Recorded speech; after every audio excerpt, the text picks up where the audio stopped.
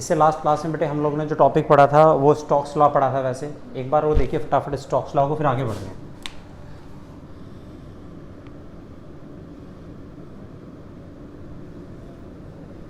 Stokes law इन्होंने क्या कहा था? स्टोक्स लॉ का ये कहना था कि जब हम किसी एक ऑब्जेक्ट को पानी में डिप करते हैं तो वो लेयर जो इस ऑब्जेक्ट को टच करती हैं वो लेयर इस ऑब्जेक्ट के डाउनवर्ड मोशन को क्या करती हैं बेटे? अपोज करती हैं। कैसे अपोज करती हैं?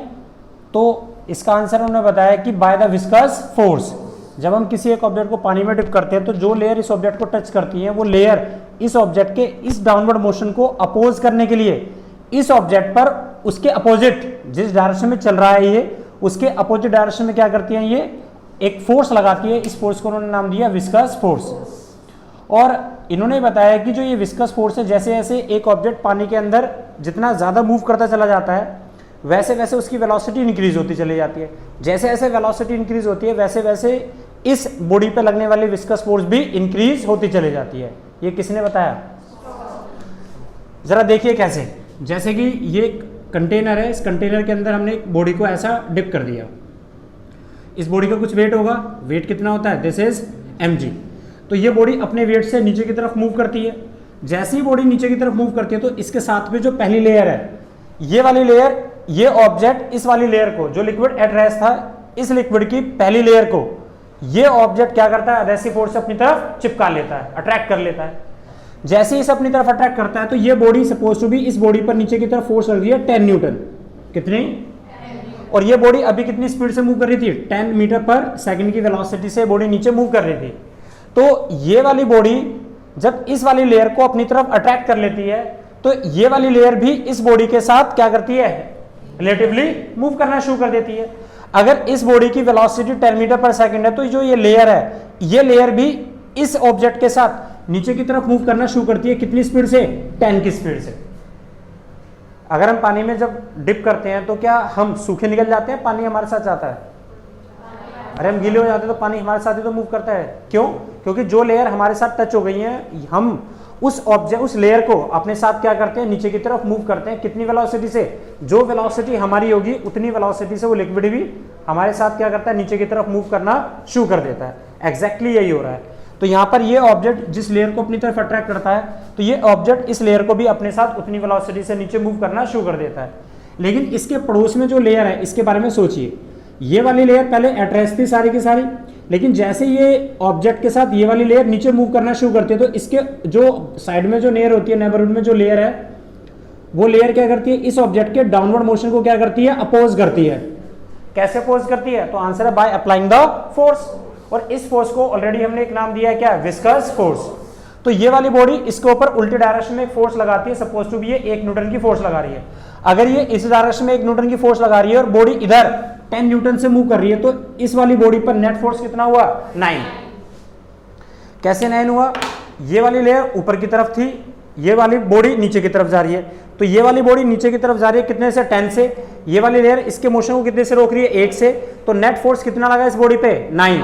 अब 9 से ये वाली बॉडी नीचे मूव करेगी तो ये लिक्विड गैस की लेयर कैसे मूव करेगी? नीचे वाली 9 से मूव करेगी। तो ये वाली जो लेयर थी जो इसका अपोज कर रही थी ये इसे भी क्या करती है? 9 से अपने साथ नीचे खींच लेती है। तो हम क्या देखते हैं बेटे? इस वाली लेयर ने इस वाली लेयर के मोशन को तो कम कर दिया। कैसे? इस पे लगने वाली नेट फोर्स को कम कर दिया। नेट फोर्स अब बढ़ के कितनी हो गई? कम हो के कितनी हो गई? 9। तो ये बॉडी कितने से, ये लेयर कितने से मूव करेगी? अब 9 से। लेकिन ये 9 से मूव करती है, लेकिन जो लेयर इसके मोशन को रोक रही है ये लेयर इस वाली लेयर को भी अपने साथ नीचे मूव कराती है। कितने से? 9 से। अब उसके जो साइड में जो लेयर है ये वाली लेयर इस वाली लेयर के मोशन को अपोज करती है। कैसे? By applying the viscous force. तो ये ऊपर 1 न्यूटन के ऊपर फोर्स लगा रही है सपोज टू बी। ये नीचे कितने से जा रहा है? 9 से। तो अगर ये 1 से ऊपर जा रहा है, नीचे लिक्विड की लेयर 9 से जा रही है, तो इनके बीच में नेट फोर्स कितना लगा? 8। अब 8 से ये वाली लेयर नीचे मूव करेगी। तो जब ये 8 से नीचे मूव करेगी तो इस वाली लेयर को भी अपने साथ पकड़ के नीचे 8 से मूव करेगी। तो इस वाली लेयर ने इसके मोशन को कितना कर दिया? 8। तो ये भी 8 से मूव करने लगा। अल्टीमेटली सारी लेयर यही काम करती है। ये 9 से 8 से, फिर 7 से 6, 5, 4, 3, 2, 1 और लास्ट में कितने देखते हैं? इसकी स्पीड 0 हो जाती है। तो अल्टीमेटली हम लोग ये देखते हैं कि जब हम किसी एक ऑब्जेक्ट को पानी में डिप करते हैं तो ये जो लेयर पहले एट रेस्ट थी, जो कोई विस्कस फोर्स नहीं लगा रही थी, अब ऑब्जेक्ट के डालते के साथ ही ये सब लेयर क्या करती हैं, एक विस्कस फोर्स क्रिएट करना शुरू करती है। ये विस्कस फोर्स कर क्या रही है, आंसर ये विस्कस फोर्स इस ऑब्जेक्ट के डाउनवर्ड मोशन को अपोज करती है। और यही कहना किसका था, स्टोक्स लॉ का कहना था। स्टोक्स लॉ ने ये बताया कि जो ये विस्कस फोर्स लगती है, विस्कस फोर्स कितनी लगती है, तो उन्होंने बताया ये जो विस्कस फोर्स है ये लगती है 6 पाई ईटा आर वी। अब यार इसको प्रूफ करके दिखाएंगे कितनी लगती है, 6 पाई ईटा आर वी। इसका मतलब ये है कि जैसे जैसे एक ऑब्जेक्ट की वेलोसिटी बढ़ेगी वैसे वैसे उस पर लगने वाली जो विस्कस फोर्स है वो भी बढ़ती चली जाएगी। ये विस्कस फोर्स किस पर डिपेंड करती है, इन्होंने बताया कोफिशिएंट ऑफ विस्कोसिटी। जितना ज्यादा विस्कस मीडियम होगा, गाढ़ा मीडियम होगा, उतना पोजीशन ज्यादा करेगा। जितना बड़ा साइज होगा किसी भी एक ऑब्जेक्ट का उतना ज्यादा लेयर टच करेंगे, उतना पोजीशन ज्यादा करेंगे। तीसरा, जितनी वेलोसिटी ज्यादा होगी उतना पोजीशन ज्यादा होगा। अच्छा, अब आगे देखो जरा इसे, ये एक ऑब्जेक्ट है, ये वाला ऑब्जेक्ट को जब हमने इसे पानी में डिप किया तो पानी में डिप करने से पहले सपोज टू भी इस ऑब्जेक्ट का वेट होगा कुछ ना कुछ भी फोर्स वेट होगा इसका, मान लो कितना है 100 न्यूटन का है, लेकिन इसके ऊपर अपोजिशन की फोर्स कितनी लग रही है अभी, 0। अरे कोई विस्कस फोर्स है नहीं, अगर विस्कस फोर्स नहीं है तो इसके पास वेलोसिटी अभी कितनी थी, 0। तो पानी में अभी इसके पास कोई वेलोसिटी नहीं है। अब वो जैसे पानी के अंदर एंटर करता है तो हम क्या देखते हैं कि इस लिक्विड के ऊपर एक फोर्स काम करना शुरू हो जाती है। अभी तक फोर्स कितनी है, 0। अब जैसे वो पानी के अंदर एंटर करा तो अभी तक विस्कस फोर्स कितनी थी, 0। नीचे फोर्स कितनी है इस पे, 100। तो नेट फोर्स कितनी हो गई इनके बीच में, 100 अगर नेट फोर्स है तो फोर्स क्या करती है, एक्सेलरेशन क्रिएट करती है। एक्सेलरेशन होगा तो उसकी वेलोसिटी इंक्रीज होगी। तो मान लो इसकी वेलोसिटी बढ़ के कितनी हो गई, पहले 0 थी, अब बढ़ के कितनी हो गई, 0 से 5 हो गई। अब जैसे इसकी वेलोसिटी 5 होगी तो वेलोसिटी जैसे 0 से 5 हुई तो वेलोसिटी बढ़ गई, 0 से 5 वेलोसिटी बढ़ गई तो विस्कस फोर्स एक्टिव हो गई। अब ये विस्कस फोर्स पहले 0 थी, अब बढ़ के हो गई कितनी, 20। अब ऊपर कितने लग रहा है, 20, नीचे कितना है, 100, तो नेट फोर्स कितना है, 80 की नेट फोर्स क्या करेगी, एक्सेलरेशन क्रिएट करेगी। एक्सेलरेशन होगा तो वेलोसिटी इंक्रीज होगी, लेकिन अब की वेलोसिटी पहले के कंपैरेटिवली कम इंक्रीज हो रही है, क्योंकि पहले नेट फोर्स कितना था, 100, अब कितना है, 80। तो वेलोसिटी इंक्रीज तो होगी लेकिन उसका रेट पहले से कम होगा। अब ये वेलोसिटी बढ़ के कितनी हो गई भाई, 4 और बढ़ गई इसमें। मान लो पहले 0 से 5 इंक्रीज हुआ, अब 4 इंक्रीज हुआ, कितना हो गया, 9। अब जैसी वेलोसिटी बढ़ेगी फिर विस्कस फोर्स बढ़ गई। विस्कस फोर्स अब बढ़ के कितनी हो गई, सपोज टू बी 40। जैसे यहां से विस्कस फोर्स बढ़ के 40 हुई तो ऊपर 40 नीचे 100, नेट फोर्स कितना, 60। तो ये बॉडी कितनी फोर्स से नीचे मूव करेगी, अब 60। फोर्स एक्सेलरेशन क्रिएट करती है, फिर वेलोसिटी बढ़ेगी। अब ये वेलोसिटी बढ़ के, लेकिन रेट कम है पहले के मुकाबले, ये वेलोसिटी बढ़ के कितना हो गई, 12 हो गई। जैसे वेलोसिटी बढ़ी फिर फोर्स बढ़ गई, फोर्स बढ़ के कितनी हो गई, 60। अब ऊपर 60 नीचे 100, नेट फोर्स कितना, 40। फोर्स फिर एक्सेलरेशन क्रिएट करेगी, फिर वेलोसिटी इंक्रीज होगी। अब ये वेलोसिटी का इंक्रीज का रेट हर बार कम हो रहा है तो कितनी हो गई, 14 हो गई। अब ऊपर 14, वेलोसिटी बढ़ गई, फोर्स फिर बढ़ गई, फोर्स बढ़ के कितनी हो गई यहाँ पर, 80। ऊपर फोर्स 80 लग रही है, नीचे 100 लग रही है, नेट फोर्स कितना, 20। अब नेट फोर्स 20 है तो बॉडी में फिर एक्सेलरेशन होगा, लेकिन फिर एक्सेलरेशन का रेट कम हुआ लेकिन वेलोसिटी बढ़ी, कितनी हो गई, 14 से 15। अब ये फोर्स वेलोसिटी बढ़ गई, फिर फोर्स बढ़ गई, फोर्स बढ़ गई, फिर फोर्स बढ़ गई, कितनी हो गई, 100। ऊपर भी 100 नीचे भी 100, नेट फोर्स कितना, अब नेट फोर्स 0। तो क्या चीज टर्मिनेट हो गई इसमें, एक्सेलरेशन। अब एक्सेलरेशन, उसमें वेलोसिटी आगे नहीं बढ़ सकती। तो ये वाली वेलोसिटी जो 15 की थी, अब ये बॉडी 15 से ज्यादा नहीं गेन कर सकती इस लिक्विड के अंदर। तो ये वाली जो वेलोसिटी है 15, this velocity is known as का टर्मिनल वेलोसिटी। क्यों टर्मिनल, वाई टर्मिनल, क्योंकि देयर इज क्या, termination of acceleration, increase in velocity. तो वेलोसिटी का इंक्रीज होना टर्मिनेट हो गया। अब ये बॉडी फर्दर जितनी भी हाइट पे जाए, गहरा कितना भी हो, it is independent of the height. अरे हाइट कितनी भी हो उससे इंडिपेंडेंट है, उससे कोई फर्क नहीं पड़ता। अब ये जब भी नीचे जाएगा तो कितनी वेलोसिटी से मूव करेगा, 15। ये 15 उसकी टर्मिनल वेलोसिटी है। आज हमें दो चीजें कैलकुलेट करनी है, मस्ट रिमेंबर। पहला ये और दूसरा टर्मिनल वेलोसिटी। आइए जी, सबसे पहले स्टोक्स लॉ के फार्मूले को ड्राइव करते हैं। स्टोक्स, तो बेटे स्टोक्स लॉ का ये कहना था कि जो ये विस्कस फोर्स है ना, जो लिक्विड इस बॉडी के ऊपर लगा रहा है, ये विस्कस फोर्स किसके प्रोपोर्शनेट है, तो आंसर है कोफिशिएंट ऑफ विस्कोसिटी। ये विस्कस फोर्स किस पर डिपेंड करता है, आंसर है रेडियस। जो भी स्फीयर का जो भी रेडियस है ऑब्जेक्ट का, ये विस्कस फोर्स किस पर डिपेंड करता है, तो आंसर है वेलोसिटी पे।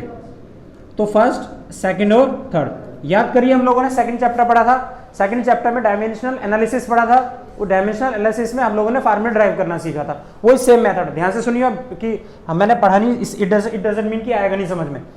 अब देखो जरा इसे फ्रॉम इक्वेशन फर्स्ट, सेकंड और थर्ड से हमें एक बात समझ में आई कि जो विस्कस फोर्स है वो किसके प्रोपोर्शनेट है, ईटा आर और वी। अरे इसी के तो प्रोपोर्शनेट है। अब हर प्रोपोर्शन को आगे कांस्टेंट लगाते हैं, दिस इज के ईटा आर और वी। अब ये फोर्स इन तीनों के ऊपर डिपेंड कर रही है, लेकिन हमें ये नहीं पता कि कैसे डिपेंड कर रही है, इन सब के डायरेक्टली प्रोपोर्शनल है या इनवर्सली। तो जब भी हम डायमेंशनल एनालिसिस करते हैं, डायमेंशनल फॉर्मूला बनाते हैं, तो हमारे दिमाग में दो चीजें होती हैं इसको काम करने के लिए। पहला कि ये फिजिकल क्वांटिटी इस फिजिकल क्वांटिटी पे कैसे डिपेंड करती है, मतलब उसके डायरेक्टली प्रोपोर्शनल है या इनवर्सली। दूसरा, कौन ज्यादा डिपेंडेंट कर रहा है और कितना डिपेंडेंट है, कि इनमें से कौन सी फिजिकल क्वांटिटी कितना फोर्स विस्कस फोर्स पे डिपेंड करती है, विस्कस फोर्स इनमें से किस फिजिकल क्वांटिटी पे ज्यादा डिपेंड करती है और कितना डिपेंड करती है। उसके लिए मुझे पता होना चाहिए कि इसकी कितनी पावर है। जैसे कि तू बता मुझे जरा एक बार क्वेश्चन के लिए, अगर मैं तुझसे ये बात बोलता हूं कि तुझे बताना काइनेटिक एनर्जी का formula half M V square होता है, तो तू मुझे बता सकता है इसमें से हाफ एम वी स्क्वायर में से सबसे ज्यादा फिजिकल क्वांटिटी काइनेटिक एनर्जी को कौन अफेक्ट कर रहा है? हाँ, क्यों?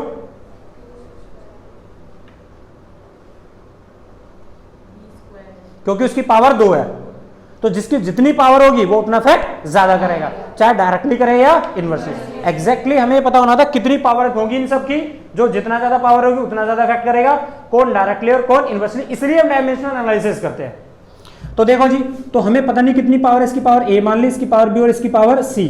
This is equation first. बात समझ में आई? तो अब जरा देखो यहाँ पर भाई, थोड़ा ध्यान से देखियो, तू इतनी नजदीक बैठ जाता है, वैसे कम समझ में आता है इतनी नजदीक से देख। अब यहाँ पे जरा ध्यान से देखना, अगर हम वो देख रहे हैं, पिक्चर देख रहे हैं, हॉल में सिनेमा हॉल में जाते हैं, हम कहते हैं पहली सीट पे बैठेंगे, जाके आगे कुछ नहीं दिखाई देता, वहाँ तो नहीं समझ में आता। जितना पीछे बैठते हैं थोड़ा सा टीचर और स्टूडेंट के बीच में, उतना कम्युनिकेशन थोड़ा सा होना चाहिए। तो देखो जरा यहाँ से, तो ईटा आर वी, तो ईटा पे डिपेंड कर रहा है, तो ईटा की डायमेंशन देखो। अब ध्यान से सुन भाई, फोर्स की डायमेंशन कितनी होती है, M L T minus 2 is equal to K constant है यहाँ पे, इस कांस्टेंट की वैल्यू होती है 6 पाई। हर कांस्टेंट की वैल्यू अलग अलग होती है, पता है तो लिखिए, नहीं तो फिलहाल के लिख के छोड़ दीजिए उसे। ईटा की पावर ये हो गई जी कितना, ईटा की डायमेंशन बताओ भाई, लास्ट क्लास में बताया था, वो पढ़ा नहीं है हम लोगों ने, फिर कहाँ से क्या आ जाएगा, कितना आ गया पावर ए।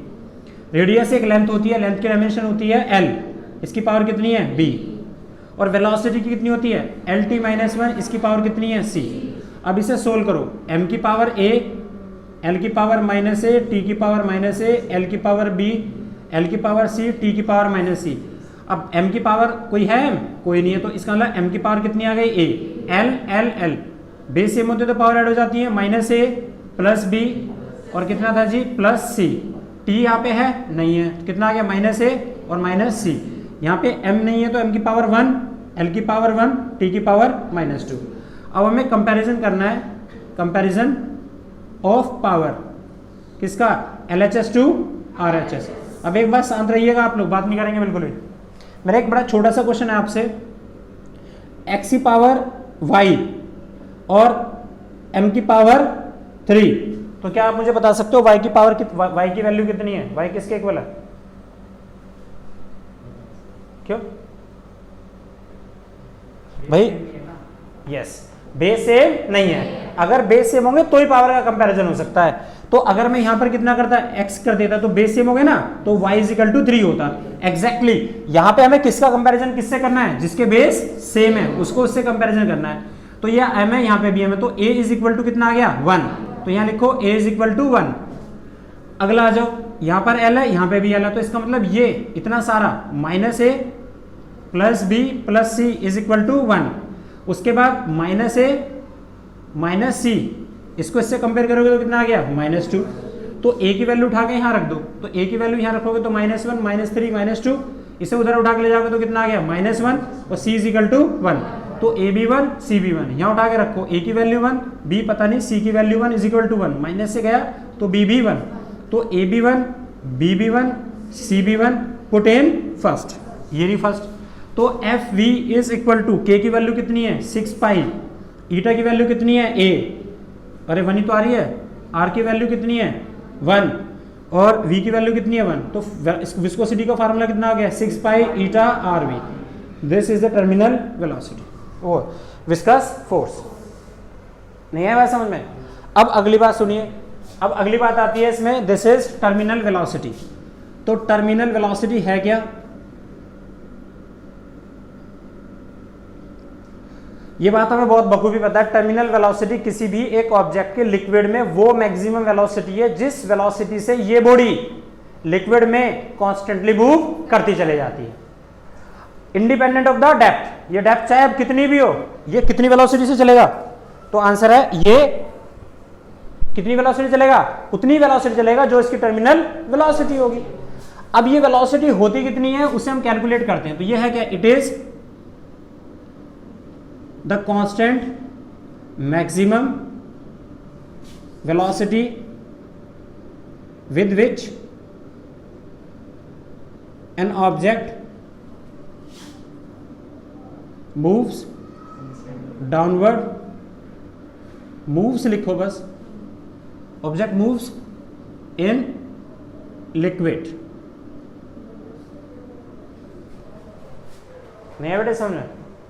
ये कोई जरूरी नहीं है कि ऑब्जेक्ट नीचे ही मूव करेगा, ये भी जरूरी है, ये भी कोई जरूरी नहीं है कि ऑब्जेक्ट नीचे मूव करेगा, ये भी कोई जरूरी नहीं है कि ऑब्जेक्ट नीचे मूव करेगा। ऑब्जेक्ट ऊपर भी चढ़ सकता है, लेकिन कितनी कैसी वेलोसिटी होगी उसकी? टर्मिनल वेलोसिटी होगी। तो this velocity if it is the constant maximum velocity with which an object is move in a liquid, ये वेलोसिटी क्या कहलाती है? Terminal velocity. अब ये होती कितनी है जरा उसको देखो फटाफट। ये कंटेनर है, इस कंटेनर के अंदर तुमने एक ऑब्जेक्ट को डिप कर दिया, पानी भरा हुआ है, इसके अंदर लिक्विड है, कुछ भी है, व्हाटएवर। अब इस ऑब्जेक्ट का वेट कैसे काम करता है नीचे? This is mg। तो ये mg क्या कर रहा है? डाउनवर्ड फोर्स लगा रहा है ना भाई, नीचे की तरफ डाउनवर्ड फोर्स लगा रहा है। अब यहां पर देख, ये वाला जो लिक्विड है इस ऑब्जेक्ट के मोशन को अपोज करने के लिए क्या लगाएगा? Viscous force. यहां एक फोर्स और काम करती है, दिस इज नोन एज इसका अपवर्ड थ्रस्ट, ब्योयेंसी। पता है ना ब्योयेंसी किसे कहते हैं या अपवर्ड थ्रस्ट किसे कहते हैं? जब हम किसी एक ऑब्जेक्ट को लिक्विड में डिप करते हैं, जब भी हम किसी एक ऑब्जेक्ट को लिक्विड में डिप करते हैं तो वो ऑब्जेक्ट अपने वॉल्यूम के बराबर लिक्विड को अपनी पोजीशन से डिस्प्लेस कर देता है। भाई जितना ऑब्जेक्ट का वॉल्यूम होगा उतने वॉल्यूम से उस ऑब्जेक्ट को, लिक्विड को अपनी जगह से हटा देगा, और जो वो लिक्विड हटा है उस लिक्विड का वॉल्यूम भी उतना ही होगा जितना उस ऑब्जेक्ट का वॉल्यूम था जिसे आपने पानी में डिप किया। तो वो जो लिक्विड अपनी पोजीशन से डिस्प्लेस हुआ है ना इक्वल वॉल्यूम का, वो लिक्विड अपनी पोजीशन को अचीव करने के लिए इसी ऑब्जेक्ट पर ऊपर की तरफ क्या करता है? एक फोर्स लगाता है। तो ये जो लिक्विड सॉलिड पर जब फोर्स लगाता है उस फोर्स को हम कहते हैं थ्रस्ट। अरे थ्रस्ट कहते हैं, जो कि ऊपर की तरफ लगा रहा है इसलिए क्या कहते हैं? उसे अपवर्ड थ्रस्ट कहते हैं, नहीं है? और आर्किमिडीज ने ये बताया था, अगर कभी गलती से 9th क्लास पास करी हो तो आपने, कि जब कोई एक ऑब्जेक्ट जब पानी में डिप करते हैं तो उस ऑब्जेक्ट का जो वेट होता है स्लाइटली लूज हो जाता है, वो अपना वेट कुछ लॉस कर देता है स्लाइटली। तो वो जो अपना ऑब्जेक्ट अपना वेट जितना लूज करता है वो लूज वेट किसके इक्वल होता है? उस ऑब्जेक्ट ने जितना लिक्विड डिस्प्लेस किया था ना, जो हटाया था, उस डिस्प्लेस लिक्विड के वेट के बराबर होता है। और मैं इसको अगर ये इंक्लूड होता है अभी सीबीएसई बोर्ड में तो मैं आपको जरूर बताता, वैसे कभी टाइम लगेगा तो बताऊंगा। बहुत बहुत जबरदस्त चीज़ है, इसको समझने के लिए और समझाने के लिए बताएंगे जैसे भी कुछ टाइम लगता है तो, लेकिन बहरहाल तो समझ में आया। तो एक ऑब्जेक्ट को पानी में जब हम डिप करते हैं तो वो ऑब्जेक्ट अपने वॉल्यूम के बराबर, अपने वॉल्यूम के बराबर लिक्विड को डिस्प्लेस कर देता है। तो ऑब्जेक्ट, वॉल्यूम ऑफ ऑब्जेक्ट और वॉल्यूम ऑफ डिस्प्लेस लिक्विड दोनों कैसे होते हैं? बराबर है। अब जो डिस्प्लेस लिक्विड है ये इस ऑब्जेक्ट पर ऊपर की तरफ एक फोर्स लगाता है अपनी पोजीशन को अचीव करने के लिए। अब ये लिक्विड जो इस ऑब्जेक्ट के ऊपर फोर्स लगा रहा है, this is known as upward thrust.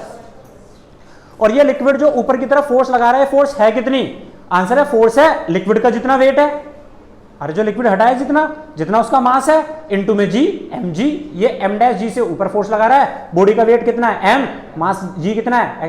Acceleration due to gravity g। तो ये mg से नीचे जा रहा है, जो लिक्विड हटा उसका मास हमने m डैश मान लिया, और g acceleration due to gravity है, तो ये ऊपर कितना लगा रहा है? m डैश g लगा रहा है। ये तो होता है बेटे। तो करें शुरू। तो there are the two forces which oppose the mg। तो यहां पर जो लिक्विड डिस्प्लेस हुआ है इसकी अपनी डेंसिटी होगी भाई, जो ये ऑब्जेक्ट हम पानी में डिप कर रहे हैं इस ऑब्जेक्ट की अपनी डेंसिटी है, तो हमने लेट कर लिया, let rho is the density of object, और जो लिक्विड है वाटर है कुछ भी है व्हाटएवर, इसकी डेंसिटी को हमने कितना मान लिया? Sigma. Sigma is the density of liquid. नहीं आ रही समझ में? Density of liquid. चलो जी शुरू करो, वेट कितना है। Now the weight of object acting downward, और ये वेट है कितना, थोड़ा बोल दिया करो बेटे, mg, और मास होता है volume into density into g, और वॉल्यूम है कितना स्फीयर का 4/3 पाई आर की क्यूब रो इंटू जी। चले ओके। अब ये निकाल लो upward thrust, then the upward thrust.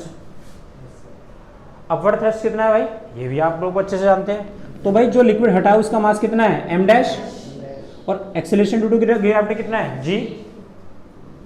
तो मास कितना है इसका, तो आंसर है मास तो वॉल्यूम इंटू डेंसिटी होता है, वॉल्यूम तो बराबर है लेकिन लिक्विड की डेंसिटी कितनी है सिग्मा इंटू जी। और वॉल्यूम कितना है इसका, जितना वॉल्यूम स्फीयर का था, स्फीयर का वॉल्यूम कितना है 4/3 पाई आर की क्यूब, और ये कितना है सिग्मा इंटू जी। ये फर्स्ट है, ये second. So viscous force, viscous force, viscous force बताएंगे कितनी है इसमें, वो पता ही नहीं है हमें, 6 pi eta are v, equation third. Then at equilibrium, at equilibrium, equilibrium पे बताइए जी, जब इक्विलिब्रियम होगा तो नीचे लगने वाला mg का फोर्स किसके इक्वल होगा, ऊपर लगने वाले Fe और Ft के बराबर होगा। तो put from first second and third, तो mg की वैल्यू वहां से चेक लो, 4/3 pi are cube rho G is equal to, बोल दिया करो थोड़ा अच्छा लगता है, 6 पाई ईटा आर वी। लेकिन अब ये वेलोसिटी क्या कहलाएगी, terminal velocity, plus 4/3 pi r की क्यूब सिग्मा इंटू जी। इसमें से इसको उठा के इधर ले जाओ तो कितना आ गया 4/3 pi are cube g rho minus sigma,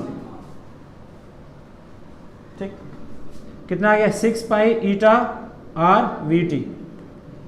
कुछ गलती से कट रहा है क्या, पाई से पाई, आर से आर, 2 से 2, 2 से 3, और यहां से हमारा फार्मूला निकल के आ गया V T is equal to 2/9, अरे 3 3 9, आर स्क्वायर जी अपॉन में ईटा रो माइनस सिग्मा।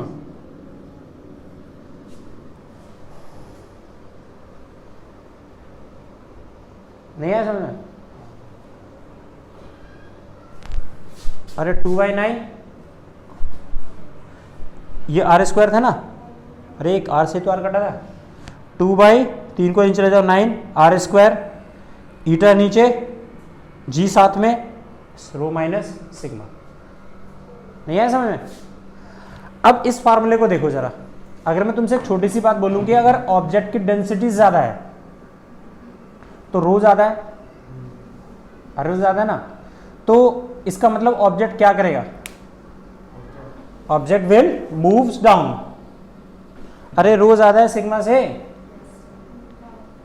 अरे यार बिल्कुल ही घोंचू रहे, अरे ये फार्मूला नहीं है यहाँ पर देखो ना, तो इसका मतलब टर्मिनल वेलोसिटी कैसी होगी, डाउनवर्ड। नहीं है समझ में। सिग्मा अगर बड़ा हो जाए तो नेगेटिव साइन, तो नेगेटिव क्या बता रहा है, अपवर्ड। कैसा होता है ये अपवर्ड, सुन कैसा होता है, बबल देखें, बबल जब बबल पानी के अंदर होते हैं तो देखा बबल पानी में ऊपर बुलबुले चलते हैं, ऊपर क्यों चलते हैं, और तू शुरू में देखना उसकी स्पीड ज्यादा ज्यादा ज्यादा ज्यादा ज्यादा ज्यादा, फिर एक जैसी वेलोसिटी के साथ वो मूव करना शुरू कर देता है। किसमें बेटे, किस क्या होगा बेटे, डीएक्सेलरेट, सब होते हैं ना बेटे। यहाँ पर वेलोसिटी पहले क्या होती है, बढ़ती है ना, तो डीएक्सेलरेट नहीं होता कभी भी, पहले एक्सेलरेट होगा हमेशा। जब भी किसी एक ऑब्जेक्ट को आप डिप करते हो, जब पानी के अंदर डालते हो, किसी भी एक ऑब्जेक्ट को विस्कस मीडियम में डालते हो, शुरू में हर बार उसकी वेलोसिटी क्या होती है, इंक्रीज होती है ना, इंक्रीज के बाद डीएक्सेलरेट कभी नहीं होता, वो वेलोसिटी का रेट कम होता है। अरे समझ आ रही है, वेलोसिटी का रेट कम होता है। मैंने बताया था ना, पानी की एक बूंद गिरती है जब ऊपर से, तो उसकी स्पीड कितनी थी, यहां से मान लो 1 से गिरी, 1 हुई, मान लो ऊपर से गिरा 100। हमारा विस्कस मीडियम बहुत ज्यादा विस्कस है, कितना लगा रहा है, इनने 100 लगाया, उसने 80 लगाया, जैसे थोड़ा सा और हुआ उसकी वेलोसिटी थोड़ी बढ़ गई, 1 से कितनी हो गई 1.5, या 2 हो गई। इसने एकदम तुरंत क्या कर दिया, 80 लगाया था, वो थोड़ा लगाया, दोनों को बराबर कर दिया। तो उसकी स्पीड ज्यादा नहीं बढ़ पाती, बढ़ेगी जरूर लेकिन इतनी नहीं बढ़ पाई जितनी बढ़ सकती है। ग्रेविटी क्या करेगी, एक्सेलरेशन ड्यू टू ग्रेविटी क्या करती है बेटे, वेलोसिटी इंक्रीज करती है। बस समझ में आई। तो जो ये बबल होते हैं जब हम पानी में डालते हैं, देखे हैं कभी बबल, तेरी के यार एक उल्टी बोतल को करके देख लेना, उसमें पानी में डाले तो जो बबल चलते हैं वो बबल पहले बड़े स्लो, थोड़े स्लो होते हैं, फिर फास्ट फास्ट फास्ट, फिर एक ही वेलोसिटी से ऊपर चलते चले जाते हैं।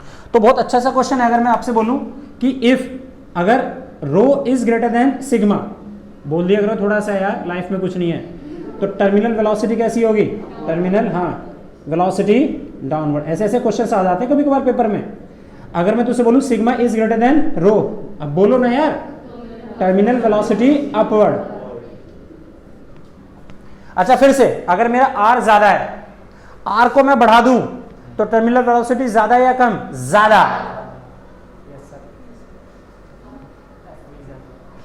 वॉल्यूम बढ़ गया, समझ बात। अगर मैं ईटा की वैल्यू बढ़ा दूं क्या होगा, तो सोच यहां से ये कितना लगा रहा था 100, अभी ये कितना लगा रहा था 20, ये 20 की जगह 50 लगाता तो इसकी वेलोसिटी कुल कितनी बढ़ पाती, 5 या 10 ही, 8 ही 9 हो पाती बस। तो अगर ये वाला ज्यादा है ना, ये वाला ज्यादा है और ये कम है तो क्या होगा, टर्मिनल वेलोसिटी डिक्रीज हो जाती है। उल्टा कर, अगर ये ज्यादा है और ये रोकने वाला कम है तो टर्मिनल वेलोसिटी इंक्रीज होगी। अगर इसका वेट 100 की जगह 200 होता तो ये वेलोसिटी कम से कम कितनी ले गया, 15, कम से कम 25 लेके जाता। तेरे नहीं है बात समझ में, ओके। अच्छा ये मतलब था किसका, टर्मिनल वेलोसिटी का। अब अगली बात, एक न्यूमेरिकल कराऊंगा जरूर अभी, एक या दो। इससे पहले एक छोटा सा टॉपिक और देखो फटाफट, it is very important. This is Poiseuille's formula, Poiseuille's formula rough कर दूं, यही बना देता हूं। ये तुम्हारे सिलेबस में है लेकिन तुम्हारी एनसीईआरटी की बुक में भी नहीं है, शायद नहीं है, लेकिन अब थोड़ा ध्यान से सुनना। इसीलिए इसका मतलब क्या था, इसके स्टेटमेंट 2-3 है, तीनों समझने हैं आपको। पोइजलियस फॉर्मूला बोल सकते हैं, स्टेटमेंट भी बोल देते हैं। इसका स्टेटमेंट सुनिए क्या था, कराया स्कूल में, नहीं कराया, अच्छा देखिए जरा। पोइजलियस फॉर्मूला का इसका कहना क्या था, बड़ा सीधा सा इसका कहना था बेटे। इसका कहना ये था कि देखिए ये एक पाइप है, this is suppose to be a pipe, इधर देखो ये एक पाइप है। इसका कहना था यहां से कुछ लिक्विड फ्लो कर रहा है और ये लिक्विड कितना है, this is the volume of liquid passing पर सेकेंड। कुछ लिक्विड का वॉल्यूम इस पाइप के एंड से ऐसा फ्लो कर रहा है। तो पोइजलियस का ये कहना था कि जितना लिक्विड का वॉल्यूम, बबीता जितना लिक्विड का वॉल्यूम पर सेकंड यहां से फ्लो हो रहा है बेटे, उतना ही लिक्विड का वॉल्यूम पर सेकंड इस एंड से भी पास होगा। अगर यहां से मैंने जितना लिक्विड पास किया है, क्या यहां से उससे ज्यादा लिक्विड पास होगा, कम पास होगा, नहीं, दोनों में बराबर। ये बात तो समझ में आई। फिर से अगर मैं इस पाइप को ऐसा ना करके ऐसा कर दूं तो पाइप पानी यहां ज्यादा फ्लो करेगा या यहां ज्यादा फ्लो करेगा, दोनों जगह ज्यादा होगा। यहां ज्यादा कहां से आया, यही इसने दिया होगा तभी तो ज्यादा आया। अरे यहाँ पे ज्यादा कब आएगा, जब यहां से जाएगा तभी तो ज्यादा आएगा। तो लिक्विड का जो वॉल्यूम था वो जितना यहाँ पे था, क्वांटिटी ऑफ द लिक्विड, वो क्वांटिटी ऑफ द लिक्विड वहीं पे बराबर होगा। नींद आ रही है आपको, नींद आ रही है, एक्टिव है थोड़ा सा, सो क्या है कर, है भाई सान्य। अब देखो जरा, इतनी बात समझ में आ रही है। तो इनका ये कहना था नंबर, पहला स्टेटमेंट की जो वॉल्यूम ऑफ लिक्विड है पर second from both the end of the tube will remain same. दूसरी बात इन्होंने बताई साथ ही साथ, and this flow of the liquid having the higher velocity along the axis of the pipe. जो लिक्विड की लेयर इस पाइप की एक्सिस पे जाएगी उसकी वेलोसिटी ज्यादा होगी, ज्यादा। और जैसे जैसे पाइप के हम बोल के अलोंग पहुंचते चले जाएंगे वेलोसिटी कम होती चले जाएंगी और ऑलमोस्ट जो टच पे होंगे लेयर उसकी वेलोसिटी 0। फिर से 0। और ये हमें पता है ऐसा क्यों हो रहा है, क्योंकि यहां से जैसे हम ऊपर की तरफ जाएंगे तो रिलेटिव वेलोसिटी क्या हो रही है, डिक्रीज, और नीचे की तरफ जा रहे हैं तो रिलेटिव वेलोसिटी इंक्रीज। ये वही केस है जो ग्राउंड पे पानी फ्लो कर रहा है का रीजन होता है। ये बात समझ में आई। अच्छा हाँ, वो ऊपर अदसी भी लग रही है ना, वही सेम जो पहले रीजन था वही सेम। अच्छा दो बातें समझ में आई बेटे बात। पहला गुड़िया, the volume of the liquid passing per second at the both end of the tube will remain same and the velocity of this flow of liquid will be higher along the axis of the tube and it will decrease as the liquid is moved along the wall of the pipe। तीसरी बात इन्होंने बता बोला साथ ही साथ कि जो ये volume of liquid per second इस पाइप से पास हो रहा है, भाई पर सेकंड में जितना ज्यादा लिक्विड ये पास होगा, इन्होंने बताया ये कुछ फैक्टर के ऊपर डिपेंड करता है। मैं आपको डायरेक्ट वो फार्मूला ना बता के पहले ड्राइव करता हूं, नहीं तो ट्विस्ट खराब हो जाएगा। तो इन्होंने बताया कि ये volume of liquid passing per second, एक एंड से मैं जितना ज्यादा पास करूंगा, अरे पर सेकंड में जितना ज्यादा हम लिक्विड पास कर रहे हैं वो किस पर डिपेंड करता है। इन्होंने बताया नंबर फर्स्ट, वो डिपेंड किस पे करता है, प्रेशर। तो सोच अगर मैं प्रेशर यहां से बढ़ाऊं तो प्रेशर तो पर सेकंड में लिक्विड एक एंड से दूसरे एंड पे जब पहुंचेगा तो अफेक्ट होगा नहीं होगा, होगा। दूसरा, इसके ट्यूब की लंबाई में अगर बड़ी और छोटी कर दूं और प्रेशर उतना ही लगाऊं तो अफेक्ट होगा नहीं होगा, पर सेकंड में लिक्विड ज्यादा पास होगा कहीं से कम। किसमें ज्यादा पास होगा, बड़ी वाले ट्यूब में या छोटी वाली में, छोटी वाली में। और जिसमें प्रेशर ज्यादा होगा उसमें ज्यादा पास करेगा। और सुन, एक में लिक्विड मैंने शहद भर दिया और एक में मैंने पानी भर दिया, किसमें से ज्यादा फ्लो करेगा, पानी वाला ज्यादा फ्लो करेगा, है ना। तुम्हें मोटा मोटा समझ में आ रहा है इसका मतलब। अच्छा, इसका मतलब क्या है, अगर मैं एक पाइप छोटा ले लूं और एक बड़ा ले लूं, किसमें से पानी ज्यादा फ्लो करेगा, क्वांटिटी ऑफ द लिक्विड बड़े वाले में से। अरे बड़े वाले में से ज्यादा क्वांटिटी पास नहीं करेगा, अरे volume of liquid passing per second तो ज्यादा बड़े वाले में से पास करेगा। बस एग्जैक्टली इसने भी ऐसे कुछ बताया। इसने बोला कि ये जो volume of liquid per second है, दिस इज वी डैश। ये वी डैश किस पर डिपेंड करता है, इन्होंने बोला प्रेशर ग्रेडियंट पर डिपेंड करता है। Pressure gradient we know, pressure का लेंथ के साथ चेंज हो जाना। अगर मेरी लेंथ ज्यादा है तो प्रेशर कम होता जा रहा है, कम करूंगा तो बढ़ रहा है, बढ़ा रहा हूं, प्रेशर कम हो रहा है ग्रेजुअली, अरे कम कर रहा हूं बढ़ता जा रहा है। दिस इज नोन एज का प्रेशर ग्रेडियंट। मैंने बताया था ना आपको, ऐसी चीजें भी यूज होती हैं। दूसरा किस पर डिपेंड करता है, is dependent on coefficient of viscosity. और किस पर डिपेंड करता है, रेडियस पे ऑफ द पाइप। अब तुम इसे ड्राइव करना चाहोगे ऐसे जैसे मैंने करा है, प्रैक्टिस हो जाएगी, जल्दी करो, फास्ट डू फास्ट। वो कर पता है ना, volume of liquid per second is equal to P upon में एल की पावर a और ईटा की पावर b और r की पावर c। यहाँ पे जो कांस्टेंट होता है ना k, इस k की वैल्यू होती है पाई अपॉन में 8। हाँ ये बेटे पता होनी चाहिए। किसी दिन मौका मिलेगा ना कभी, जब फ्री सा होऊंगा 5-10 मिनट, तो बताऊंगा फिजिक्स में ये कांस्टेंट क्यों होते हैं, इनका एक लॉजिकल मतलब है, बताऊंगा। लेकिन अभी फिलहाल देखो यहाँ पर, अब इस k को हम बाद में लिख लेंगे, k की वैल्यू अब सोल्व करो भाई। Volume of liquid per second की डायमेंशन होती है LT-1 और प्रेशर का फार्मूला आप सबको याद होगा, प्रेशर अपॉन में L निकालना है। प्रेशर की डायमेंशन होती है ML-1 T-2 और लेंथ की L हो गई, तो कितना हो गया ML-2 T-2। तो यहाँ पे रखो ML कितना आ गया जी, -2 T-2, इसकी पावर कितना है A। तुम बताया ना प्रेशर का फार्मूला कैसे होता है, फोर्स अपॉन में एरिया।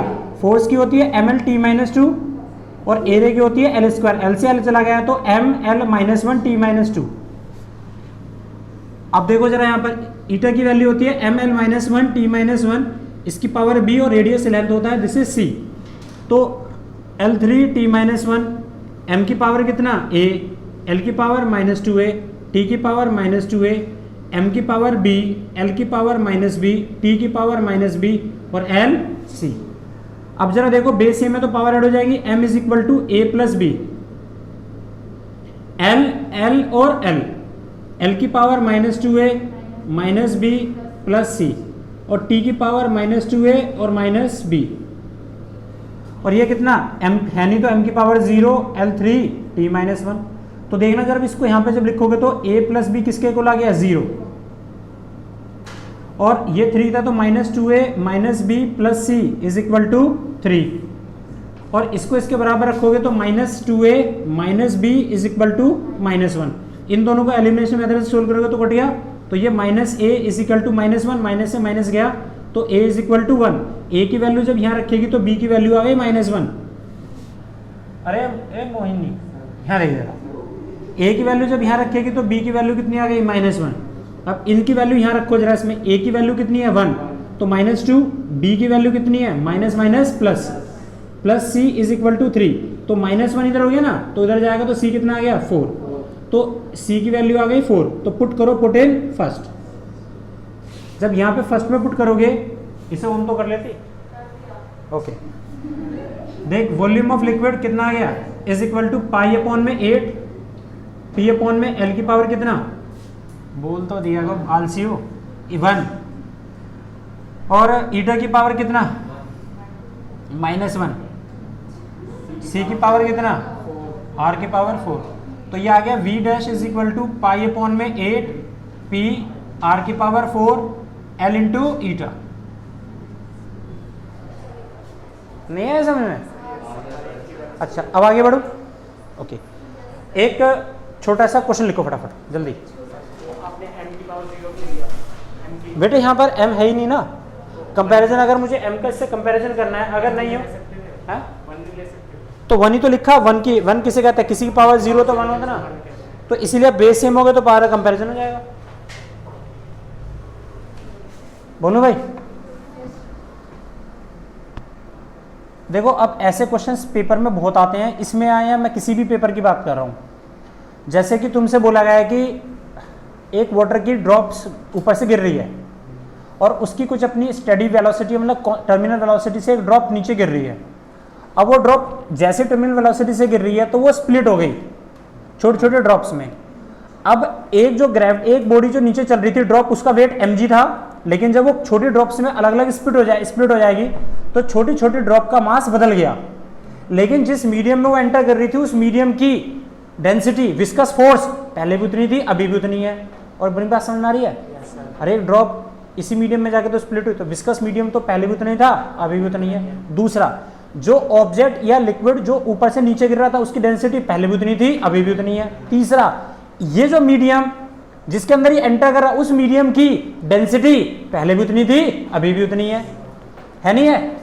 तो इसका मतलब इस फार्मूले में टर्मिनल वेलोसिटी में रो भी सेम, सिग्मा भी सेम और ईटा भी सेम और जी भी सेम, 2/9 भी सेम। तो v किसके डायरेक्टली प्रोपोर्शनल हो गया, आर स्क्वायर। ये इसका की फैक्टर रहेगा। और तुम पता है इसमें पता नहीं क्या क्या लगाना शुरू कर देते हो। बात तो समझ आ रही है ना बेटे बात? अब यही सेम क्वेश्चन तुमसे बोला कि जब एक ड्रॉप थी उसकी टर्मिनल वेलोसिटी है 5, एक ड्रॉप, लेकिन जैसे ही वो टर्मिनल वेलोसिटी से मूव करे वो स्प्लिट हो गई 8 ड्रॉप्स में या 1000 ड्रॉप्स में। तो बताओ अब जो ये 1000 ड्रॉप्स में जो ये जो ड्रॉप स्प्लिट हुई है, तो हर ड्रॉप की टर्मिनल वेलोसिटी बताओ, निकाल सकते हैं? अरे करो क्वेश्चन, लिखो, मैं बोल रहा हूँ कर तो सही, अभी तक गलत भी होगा, करो तो सही, जबकि इतना छोटा सा क्वेश्चन बोला है मैंने, गलत ही होगा सर। बहुत छोटे सी लैंग्वेज में लिखो। इफ ए ड्रॉप, लिख ले बेटे, if A drop moves downward in A viscous medium in air with A study velocity, भी बोल सकता है, स्टडी कांस्टेंट होता है बेटे, स्टडी बोल सकता है, लिखो स्टडी, स्लैश डाल के टर्मिनल लिखना, स्टडी STEADY, स्टडी, हाँ स्लैश डाल के लिख ले, टर्मिनल वेलोसिटी 5 मीटर पर second of A with A radius 3 millimetre, if it split into 8 drops, so calculate the terminal velocity,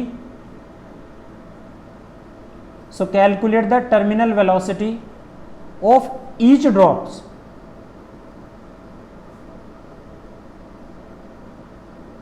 terminal velocity of each drops. Do जरूरी थोड़ी ना कि 8 की 8 नीचे यही। इसका सॉल्यूशन कैसे है, इधर देखिए, यहाँ करा रहा हूँ, आराम से सुनिए। हाँ जी, इसने बोला एक ड्रॉप थी, सुनो, सिंगल ड्रॉप, और इस ड्रॉप की जो टर्मिनल वेलोसिटी है, इसको हमने लिख दिया वेलोसिटी बिग, टर्मिनल वेलोसिटी कितनी थी इसकी, 5 मीटर पर सेकेंड, और ये 5 मीटर पर सेकेंड से जब नीचे मूव कर रहा है और ये स्प्लिट हो गया किसमें, 8 ड्रॉप्स में, तो नंबर ऑफ ड्रॉप्स कितनी है, 8। और इसने बोला है कि फाइंड करना है हमें वेलोसिटी, टर्मिनल वेलोसिटी किसकी, स्मॉल ड्रॉप्स की। अब हमें एक बात पता है, टर्मिनल वेलोसिटी जब का जो फार्मूला हमारे पास वो कितना है यहाँ पे, तो VT इज इक्वल टू इतना सारा कुछ है, जिस मीडियम के अंदर ये ऑब्जेक्ट मूव कर रहा है, मस्ट रिमेंबर वो जो इस मीडियम के अंदर जा रहा है उस मीडियम की विस्कोसिटी पहले भी उतनी थी, अभी भी उतनी है, चाहे 1 ड्रॉप मूव करे या 10 ड्रॉप मूव करे। दूसरा, जो कि आपको पता है कि वो लिक्विड पहले भी वही लिक्विड था और स्प्लिट होने के बाद भी लिक्विड वही है, तो लिक्विड की डेंसिटी में कोई फर्क नहीं आएगा। दूसरा, जिस मीडियम के अंदर वो एंटर कर रहा है तो जितना उसका वॉल्यूम पहले था 1 ड्रॉप का, और चाहे 10 ड्रॉप हो जाए उससे टूट के, सबका वॉल्यूम पहले भी उतना ही था, अभी भी उतना ही है। तो इसका मतलब ये हुआ कि रो, सिग्मा और ईटा और जी 2/9 ये पूरे सिस्टम के लिए कांस्टेंट है। तो v किसके डायरेक्टली प्रोपोर्शनल है? R square. तो यहां से शुरू करते हैं। हमें पता है कि v directly proportional to R square है, तो हमें इस वाली ड्रॉप का रेडियस तो दिया हुआ है, बड़ी ड्रॉप का कितना रेडियस दिया है? 3 मिलीमीटर। लेकिन हमें जो छोटी ड्रॉप्स हैं उनका वॉल्यूम, उनका रेडियस नहीं दिया, लेकिन हमें पता है कि जो वॉल्यूम है बड़ी ड्रॉप का वो किसके बराबर होगा? छोटी 8 ड्रॉप्स के वॉल्यूम के बराबर होगा। तो volume of small 8 drops is equal to volume of big drop. तो वॉल्यूम 8 ड्रॉप्स का जब रखते हैं तो 8 जो ड्रॉप है कैसे बिहेव करते हैं? स्फीयर की तरह। 4/3 पाई आर की क्यूब इज इक्वल टू कितना? 4/3 पाई कैपिटल आर की क्यूब। 4 पाई से 4 पाई गया, क्यूब रूट कर लो तो कितना आ गया? 2r is equal to capital R. अरे ये तो आ गया। तो स्मॉल आर को r/2 लिख लो या r को ऐसा लिखा रहने तो कोई फर्क नहीं पड़ता। अब तुम्हें पता है कि जो टर्मिनल वेलोसिटी है बिग ड्रॉप की वो डायरेक्टली प्रोपोर्शन किसके है? इज इक्वल टू के, वो सारा कांस्टेंट हो गया ना, into R square is equal to small का लिखोगे तो is equal to K small R का स्क्वायर, दोनों को डिवाइड करो तो कितना आ गया? कैपिटल आर अपॉन में स्मॉल आर का होल स्क्वायर। और कैपिटल आर है कितना? 2r, और ये कितना है? r से r कट गया, और 2 दूनी कितना होता है? 4। तो इसको इधर ले जाओ। तो हमें बिग ड्रॉप का तो वेलोसिटी दे रखी है ना बेटे, स्मॉल की निकालनी है। तो vs is equal to vb अपॉन में कितना आ गया? 4, और vb है कितना? 5, और ये कितना है? 4, तो 1.25 मीटर पर सेकेंड। इतनी टर्मिनल वेलोसिटी है जिस वेलोसिटी से वो लिक्विड में नीचे डाउनवर्ड मूव करेगा। नहीं है बेटे जी समझ में? है ये कैपिटल आर को 2r के बराबर हो गया ना, तो यहाँ 2r लिख दिया, और नीचे r था, r से r कट गया, 2 दूनी 4। vs स्मॉल का निकालना तो उसको ऊपर ले गए, इसको नीचे ले गए, दोनों को डिवाइड कर दिया 1.25। हाँ वो स्मॉल आर तो हमने आज को स्मॉल आर को r/2 लिख लो, या तो या कैपिटल आर को 2r लिख लिया ना यहाँ पर, तो r से r कट गया तो कितना आ गया? 2 2 जा 4, इसको इधर ले गए, इसको नीचे ले गए, एक ही बात है। हाँ लिख सकते हैं, तो उसे लिख लो या इसको लिख लो उस फॉर्म में, एक ही तो बात है। नहीं आया समझ में भाई? ठीक है, फिर अगली नेक्स्ट क्लास में जो हम चलेंगे नेक्स्ट टॉपिक पढ़ेंगे।